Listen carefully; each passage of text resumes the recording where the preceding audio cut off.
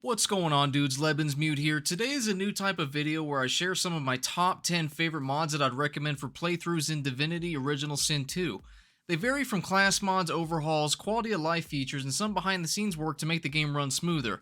Whether you like a new gameplay experience or would like to skip some entirely, I recommend these mods to change up how you play.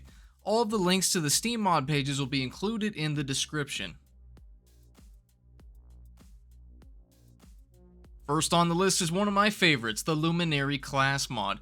I made a video on this previously and will use some footage to represent the skills. With this class mod, the very first new skill school is added and provides over 40 new light-based skills. There are plenty to learn while leveling and even more to earn by combining a Luminary skill book with another school's skill book.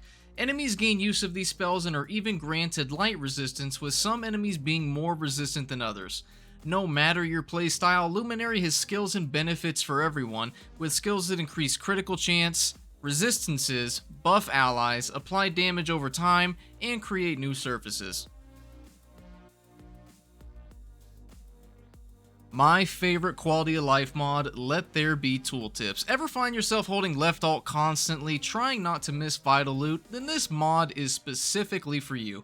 It adds tooltips to nearly every interactable item you can imagine, including containers. You can now further support your hoarding endeavors by not missing a single container. Next up is the perfect mod to go along with the previous one, Bonus Uniques.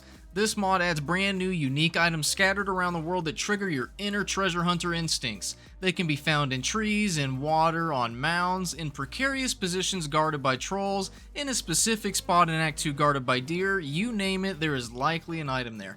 You have a book in your inventory that can be used to turn off level scaling or keep it on if you wish to have a consistent item throughout your campaign.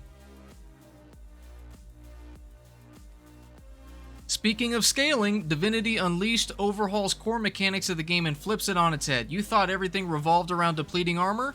Well, good news, armor only reduces damage from that specific type and makes tanks more viable.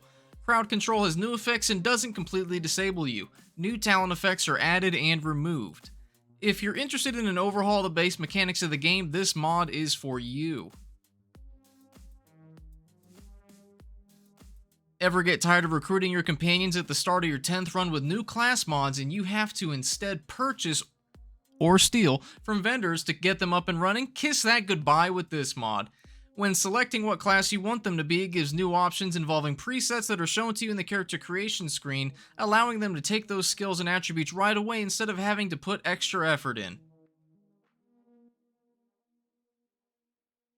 Recruiting companions with class mods is the cake base for Odinblade mods that put the icing on top. Odinblade has two new classes, the Spectre and Umbra, that I previously did videos on, as well as base skill overhauls that include changes to various skills as well as many new ones to spice up your gameplay. Ever want to roleplay as a necromancer that raises armies of the undead or a hunter with an animal companion? Is overhaul mods have that. The previous mod supports all the presets that include some of the new skills, allowing you to have companions that begin with them initially. This next mod won't have any specific footage, but I recommend it if you want to download several class mods. It does some behind the scenes work that includes adding an enormous library of icons to the game so the game doesn't glitch out and produce invisible skills or item icons. I recommend having this one on at all times in conjunction with other mods. If you're someone who for some reason gets tired of playing through Fort Joy for the 20th time while trying new builds, this mod starts you directly on the ship at the start of Act 2. You start at level 9 with 20,000 gold, but lack a variety of skills and armor that you may have before. It's a nice mod to get to the nitty-gritty mid-game, but you have to spend some time setting up yourself and your companions with ideal armor and skills.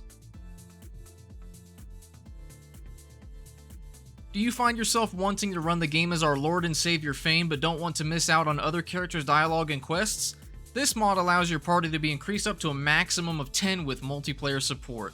You can have 4 players with their own unique characters plus each origin character. Get ready for a lengthy campaign of carnage or one filled with glorified pack mules. Ever think about how useless some of the talents are and never find yourself picking them even when you want to roleplay? This mod makes some of them more viable and adds new effects and works in conjunction with Divinity Unleashed for most talents. If you wish to see what changes are made, feel free to click the link in the description that will take you to the mod page. Ice King and Demon Stands Rejoice. If you wanted some new mods to try out, I recommend all of these to spice up and improve your gameplay. If you found this video useful, please consider leaving a like and subscribing. Thank you all for watching, and I will see you in the next video.